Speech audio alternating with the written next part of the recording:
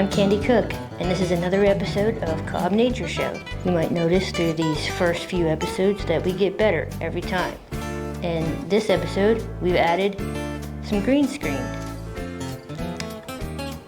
We hope that you'll enjoy learning about the new pump track at Pitney Road Park, as well as the Cherokee Garden at Green Meadows Preserve.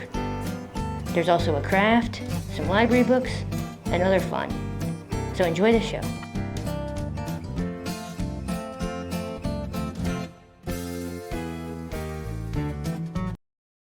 John Purcell with Natural Resources, Cobb Parks, and I just want to give a big thank you to, of course, MTV Atlanta, SORB Atlanta, and all the operations and natural resources staff for Cobb Parks that made this happen. I do want to stress how awesome this is. So I've wanted one of these for years, and I didn't even just want one for Cobb Parks. I wanted one in the state. And everybody would say, why does Georgia not have a pump track? And nobody ever had an answer. It just hasn't happened. Me and Joey and Josh, we traveled to Tennessee to look at one because, you hear about them, you see pictures of them, but unless you go and see one and ride one, you don't really know what you're looking at. So we went up to Tennessee, we tried it out, we said we want one. And didn't think that would really ever happen, but with Brett and Josh coming up with the donation they got, here it is.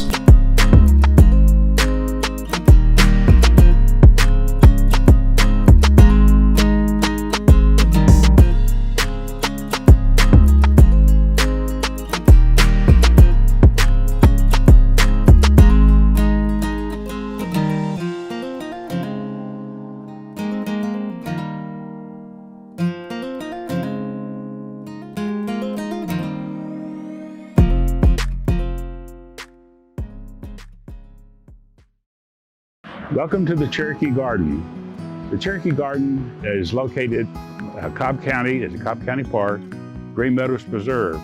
It's open 7 days a week, sun up to sundown, and free of charge. The reason this garden is significant is that it's a collection of plants the Cherokees used for medicine, for food, for shelter, tools and weapons prior to the Trail of Tears.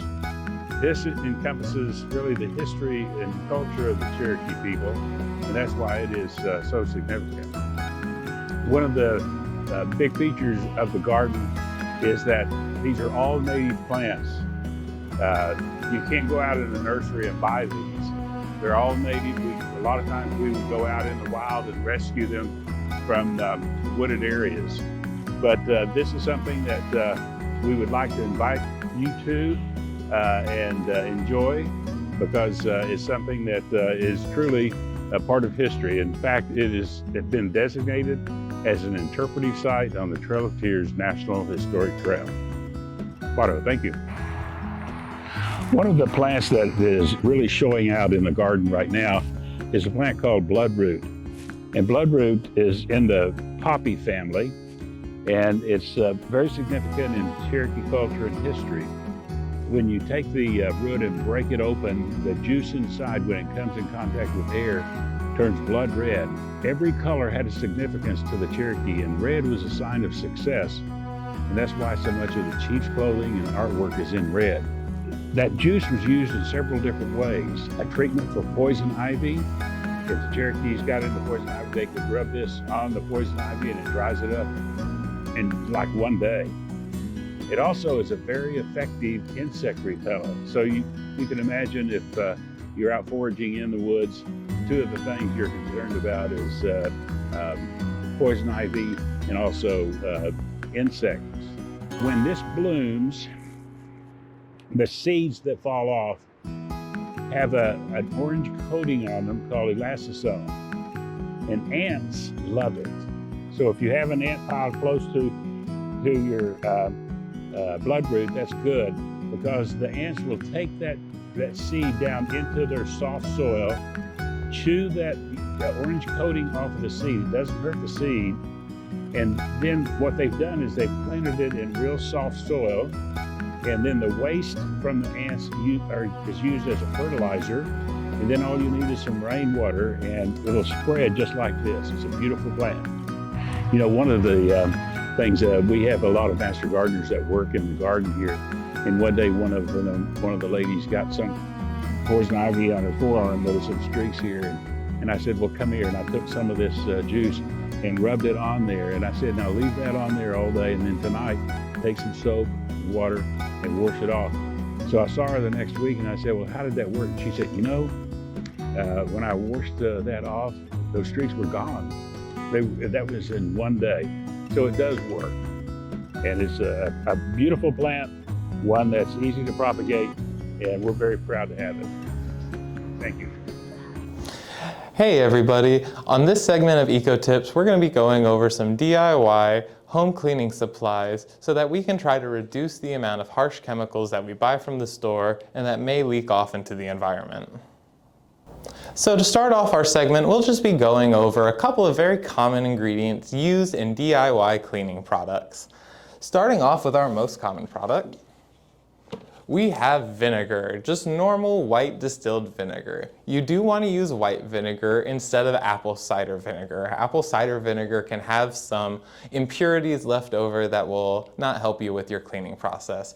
Vinegar is great because it's slightly acidic, so it's great at clearing rust and mineral deposits like calcium. It's a great base for any cleaner that you might use. Our next ingredient is actually 3 different ingredients, but they all have similar properties. We have washing soda, baking soda, and borax. And these are actually all salt, all different types of sodium compounds. The only difference they have is their levels of pH. Washing soda has a high pH, baking soda has a neutral pH, and borax has a low pH. Baking soda, because of its neutral pH, is great at deodorizing. It will cancel out other level imbalances in your pH system in your carpet or in your clothes. Washing soda, because of its high pH, is great for breaking down mineral deposits, so maybe any grime that you have in your bathtub. Meanwhile, borax is great at breaking down oils and greases, so maybe some rusty pans or some kitchenware. Next, we just have a common household lemon. Lemon, just like vinegar with its acidic qualities, is great at removing rust and other minerals from metals. It has the bonus effect of having a pleasant scent used in a variety of cleaners. And last, but certainly not least, we have hydrogen peroxide. Commonly found in any bathroom, hydrogen peroxide can actually be used as a whitening agent. Pouring it on a stain on some clothing or fabric will help dissolve some of the bacterial and organic matter. Just be careful how much you use if you're using it on colored fabrics. And now we'll go over some simple recipes that you can follow at home.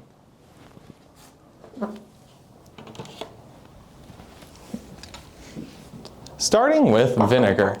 Vinegar is a common base used in many sprays or even some dry detergents.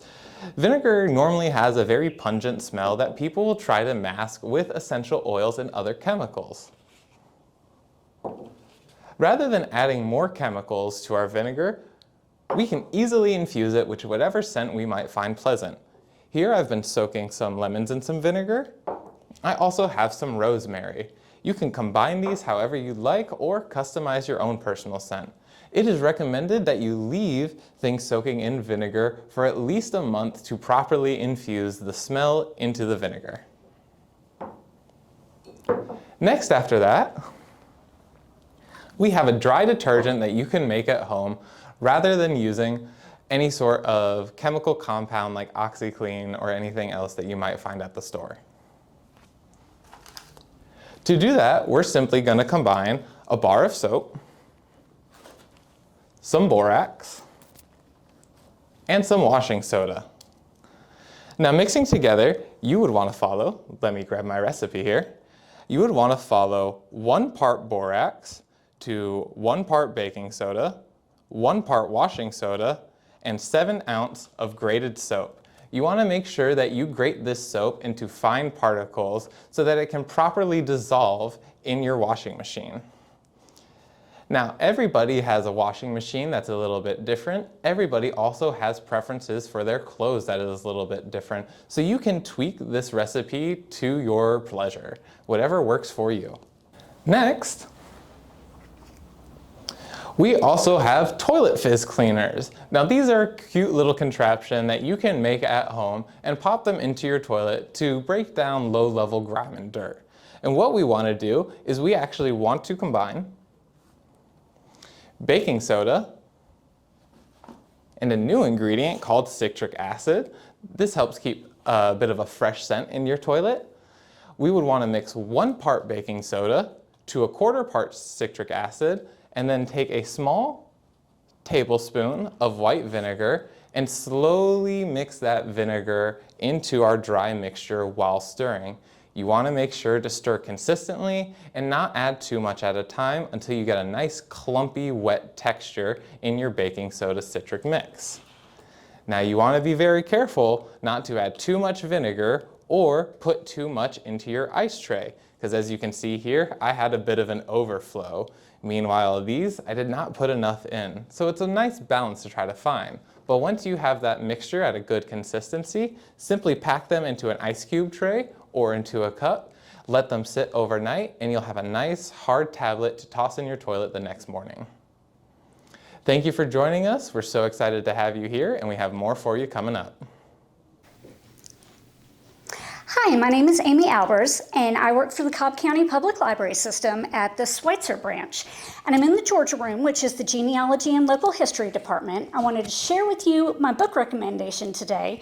It's called 500 Horrible Ways to Die in Georgia.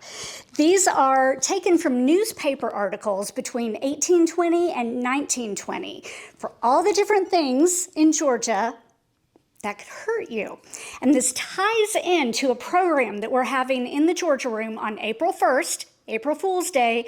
It's called Deadly Georgia. And we're going to talk about snakes and mushrooms and tornadoes and all those kinds of things that you have to watch out for, things that can harm you in Georgia. The program's going to be at 6 o'clock in our large community room on April 1st, and we hope to see you there.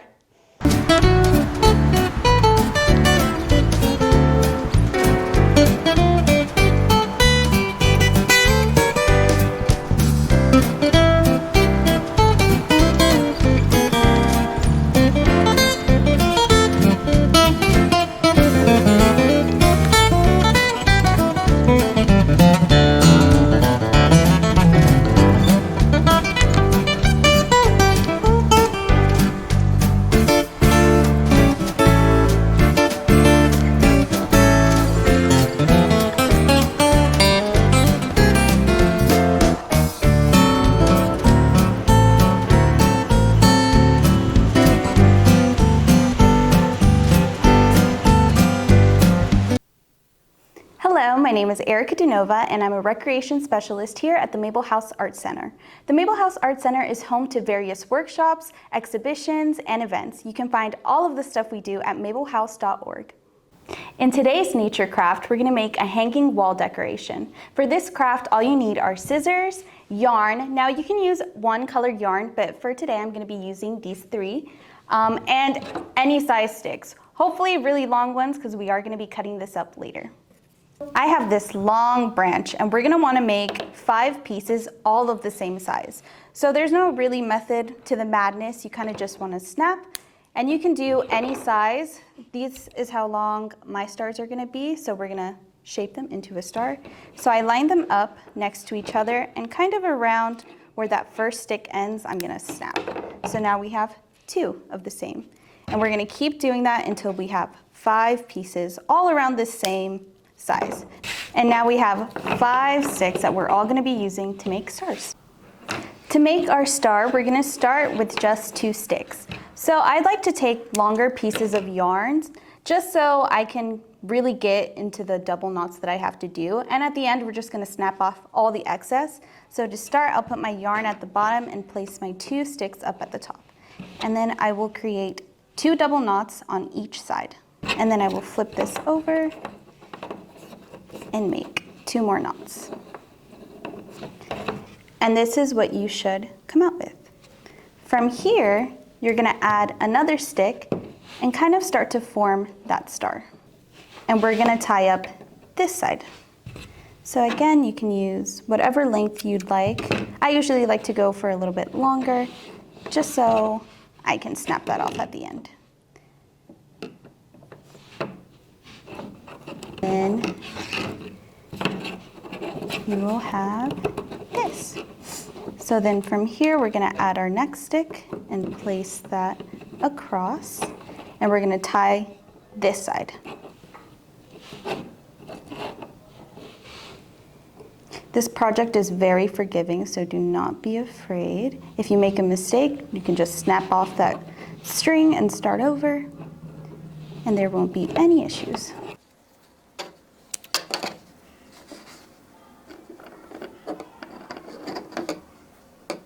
So from here, we're gonna take more pieces of string.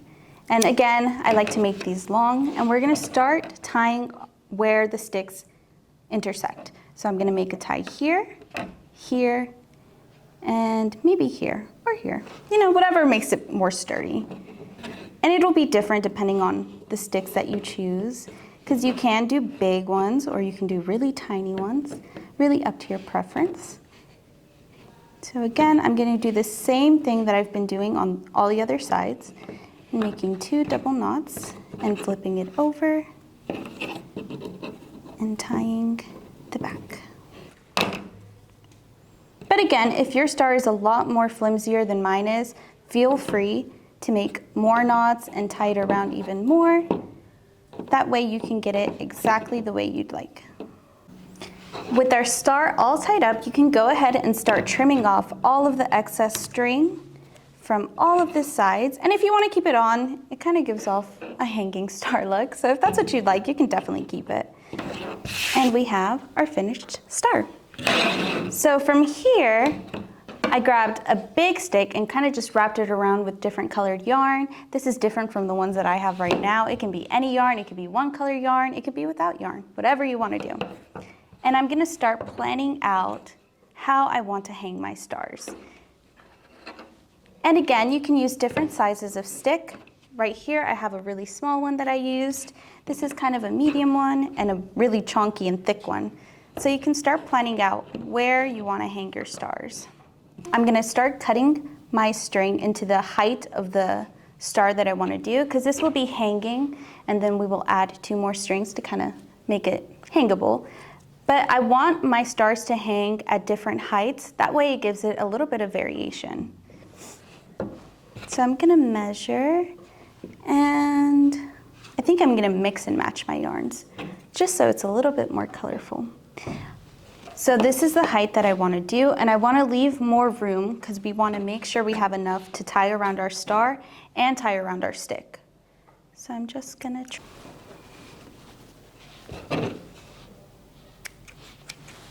Now that we have all of our string and all of our stars, it's time to assemble. So I'm gonna take the tip of my star and just thread the string and make a knot.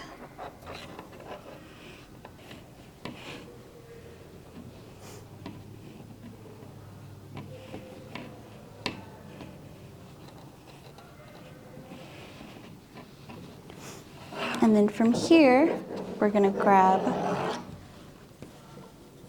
our main stick, and I'm gonna tie it on the end.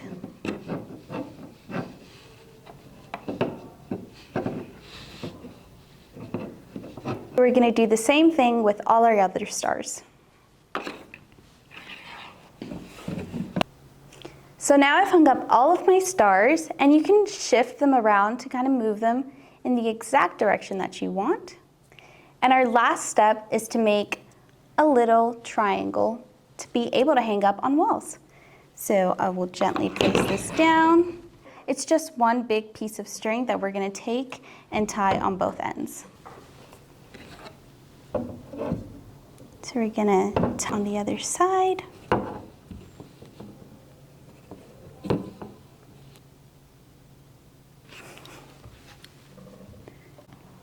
Thank you so much for joining me today on our nature craft. Please go check on mabelhouse.org for our upcoming events. We have a Fed Wellness Weekend coming up in March, and in the summer we have our summer camp. So if you're from 5 to 13 and are interested in the arts, pottery, and dance, please come and look at our website and join us. Thank you. Hi, I'm Patty Latch here at the Schweitzer Library. You just caught me. I was coming in from the garden. It's that time of year, gardening, yay! So I have my gloves, I have my hat, some tools, and this is so cool. We have our first batch of seeds from our garden last year. The kids in our nature club planted sweet peas, and when they let some of them go all the way to seeds, so now they are dried out peas, and we are going to plant them again this year. Isn't that cool? We have lots of books for gardens. There's a Plantopedia, Kids First Gardening, and then, of course, sometimes you just want to read a good story where there's a garden. This book was one of the Reading Bowl books this year, the Helen Ruffin Reading Bowl books. It's called The Summer of June, and she plants a garden at the library, which is just fabulous for us here at the Schweitzer Library, where we have a garden. So I highly recommend this for middle grade readers to learn all about the garden. I believe they have tomatoes that they get to harvest, and lots of very cool flowers and stuff. And then the Vanderbeekers. Everybody loves the Vanderbeekers. Another middle grade book. This is the Vanderbeekers and the Hidden Garden. Why is it hidden? I don't know. I bet you'll find out if you read the book, though. Thanks. I'm going to go back out, play in the dirt some more. So have a good time, and we hope to see you at the library.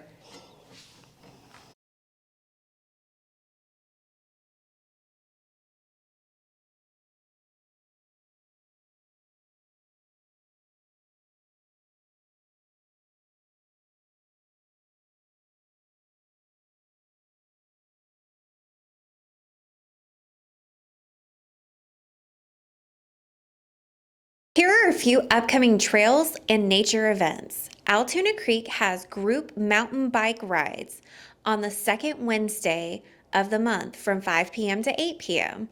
Trail of the Month Club meets at different parks on the second Saturday of each month. Visit the URL below for more information. Storytime walks are easy family hikes, great for pre-K to third grade children. You hear a story and learn about nature. Next one is scheduled on March 30th at Green Meadows Preserve. If you're interested in any of those events, please visit Cobb Park's website to register. Registration is required. There are also some great opportunities for volunteers. Georgia Native Plant Society meets every second Saturday at Heritage Park, and Mountain Bike Atlanta has a monthly work day at Altoona Creek Park. Please contact John Purcell for more information. His email is john.purcell@cobbcounty.org. We also have weekly volunteer days in the demonstration garden at Hyde Farm Park. For more information, contact Trinae Smoot at trinae.smoot@cobbcounty.org. All the information will be below. Thanks, and see you in our parks.